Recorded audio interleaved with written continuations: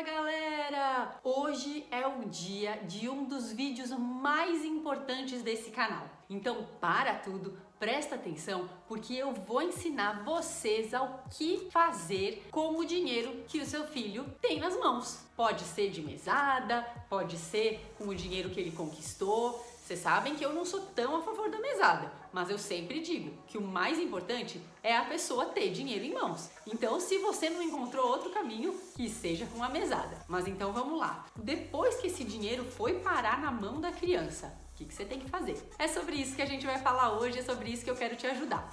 Mas, antes de começar, queria te pedir para se inscrever aqui nesse canal, para apertar o joinha, para você apertar o sininho para sempre ser avisado quando tiver uma novidade, um vídeo novo aqui e para você garantir que seu filho vai ser inteligente financeiramente. Então, vamos lá?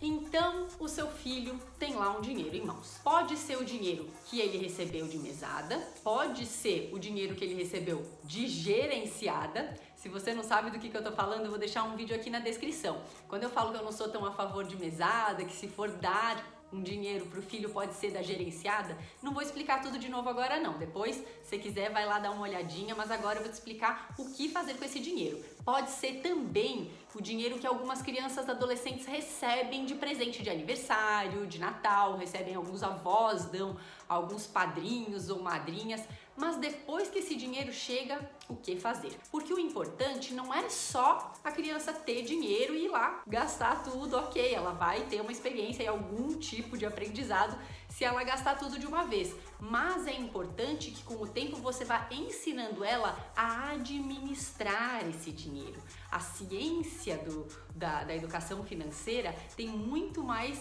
relação com a administração, com o trato desse dinheiro que as pessoas têm, então que elas recebem, que elas têm em mãos. Então, isso é bem importante porque ele é uma representação pequenininha, mas de como fazer até quando a pessoa chegar à vida adulta.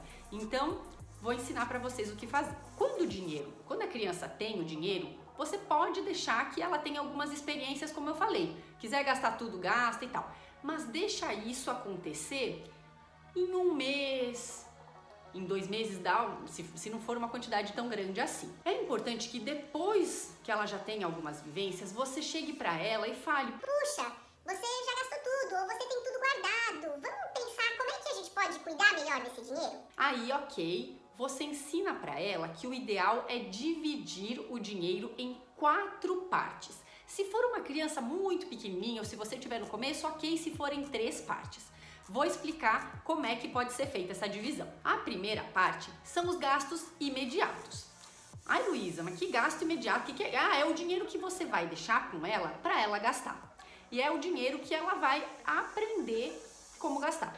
É o dinheiro que ela vai gastar tudo em bala, é o dinheiro que ela vai gastar tudo com figurinha, o que for que ela quiser fazer, vai ser o dinheiro que ela tem a vontade para fazer. E depois, se ela quiser ir ao cinema e não sobrou dinheiro, aí você vai falando com ela. Inclusive, tem que segurar a onda que o dinheiro combinado que vai ser usado para os gastos imediatos, ela precisa dar conta de cuidar daquele dinheiro dos gastos imediatos. Se acabar, paciência, acabou.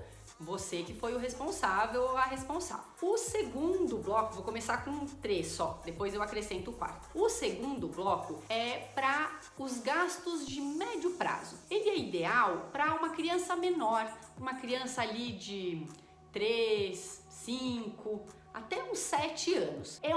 O que a gente chama de médio prazo nessas idades? 1 aninho, 2 aninhos. É o dinheiro que ela vai guardar para comprar alguma coisa que ela queira. Então, nessas idades, normalmente eles querem bicicleta, pode ser um jogo, pode ser, sei lá, alguma coisa que ela queira, mas que ela não vai conseguir imediatamente. Ela vai precisar guardar de pouquinho em pouquinho para atingir aquele objetivo. E a última categoria para essas crianças mais jovens é a categoria da doação. Doação eu já fiz um vídeo, vou deixar aqui também na descrição para você entender por que ele é tão importante.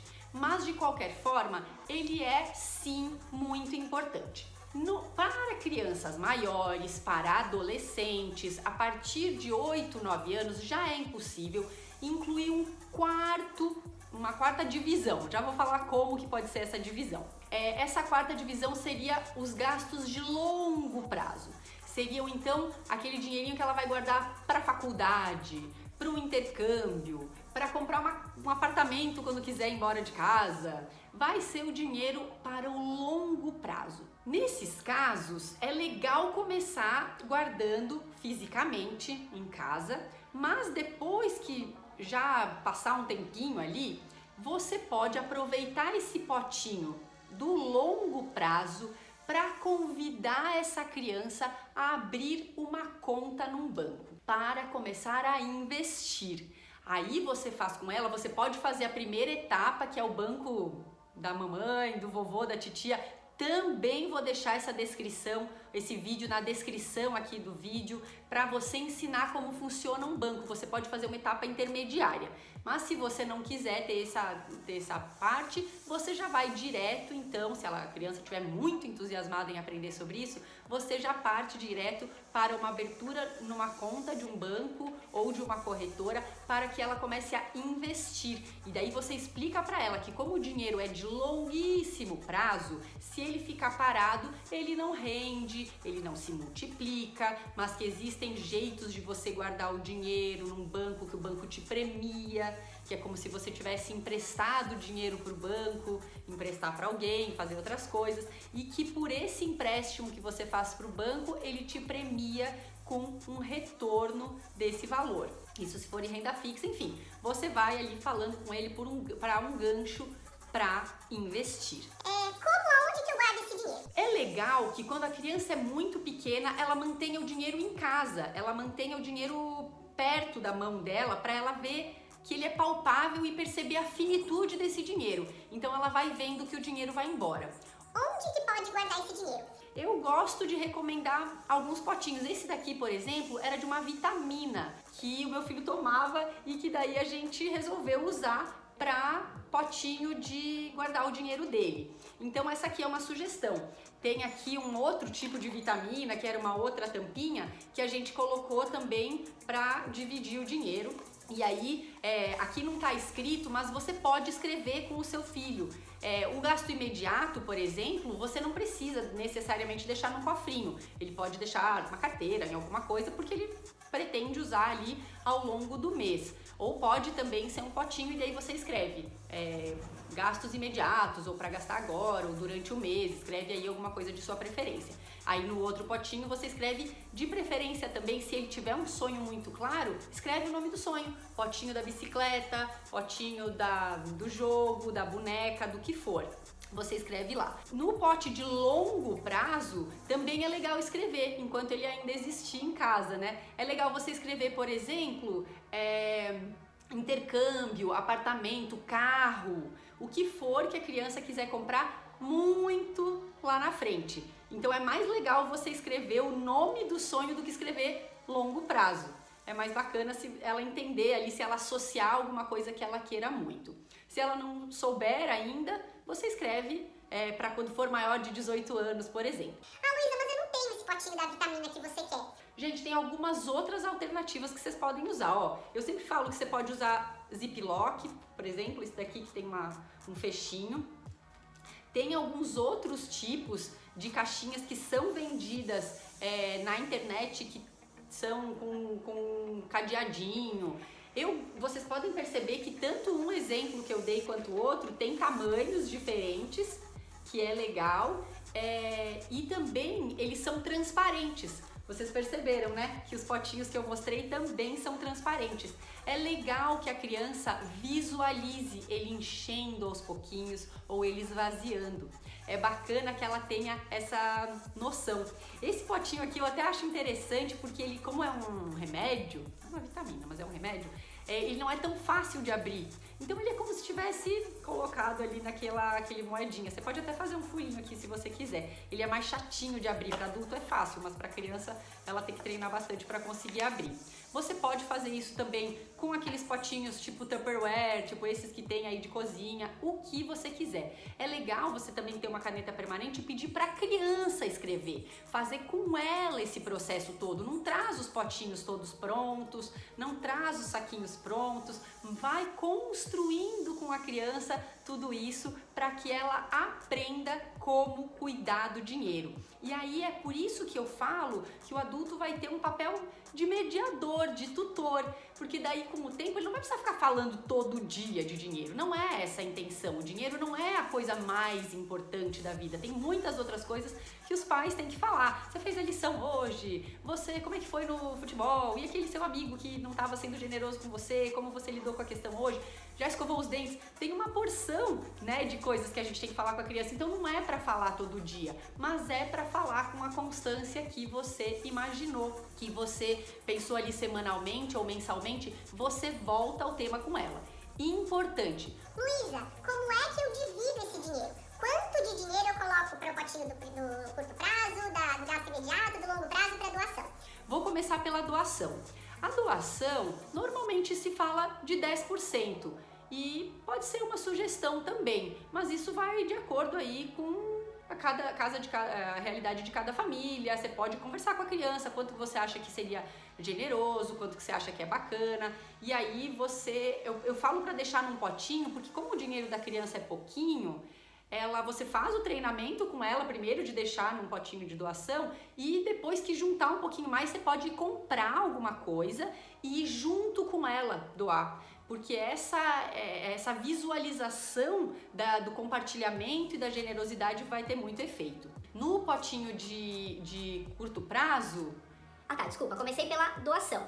No potinho de gastos imediatos, também varia. Você pode colocar 30%, 40%, o que você achar ali que faz sentido na realidade dessa família. Se você, por exemplo, optou pela gerenciada, faz sentido que seja uma quantidade maiorzinha ali para ela conseguir deixar para o gasto imediato, já que ela já é o dinheiro previsto para o lanche da escola, por exemplo. Para o de médio prazo e de longo prazo, varia um pouquinho. O ideal é que o de longo prazo seja menos, você pode pensar em 20%, 30%, e também vale a mesma coisa com o gasto de médio prazo. Sei lá, pode ser 40, 30, 20, 10. Pode ser 40, 30, 20, 10. Pode ser 40, 40, 10, 10. Pode ser como você achar ali que deve dividir. O ideal mesmo é que ela tenha essa noção dessa administração. Quando você dá a gerenciada, você pode falar com ela: olha, eu calculei aqui para você ter de lanche na escola R$15 de gasto, sei lá, R$10 por dia para você gastar no lanche da escola. Se por acaso você arranjar um jeito de gastar menos, de levar alguma coisa de casa, ou se você decidir ter alguma outra iniciativa para aumentar a sua renda, você pode escolher também como dividir esse dinheiro e acelerar essa quantidade que você coloca para cada potinho. Então, é dessa maneira que você constrói uma mentalidade de que quando ela for adulta, ela também vai dividir os recursos dela quando receber o salário, ou se ela for autônoma, quando ela receber algum pagamento. Ela vai ver quais são as minhas contas imediatas, as minhas necessidades, quanto que eu preciso para realizar os meus sonhos de médio prazo, que pode ser um passeio, uma coisa mais curta, tá? Longo prazo pode ser o investimento da sua liberdade financeira, pode ser o investimento aí da sua aposentadoria, o que for, e também continuar mantendo ali uma tradição que é muito saudável para você, também é para quem, não é só para quem recebe a doação, também é muito saudável para quem a faz. Então, essa que é a ideia de você, desde que uma criança é bem pequenininha, mostrar para ela como ela pode administrar o dinheiro ao longo de toda a vida. Combinado? Se vocês tiverem alguma dúvida, não deixa de escrever aqui nos comentários que eu vou adorar ajudar vocês. Espero que tenha ajudado e um abraço, até a próxima!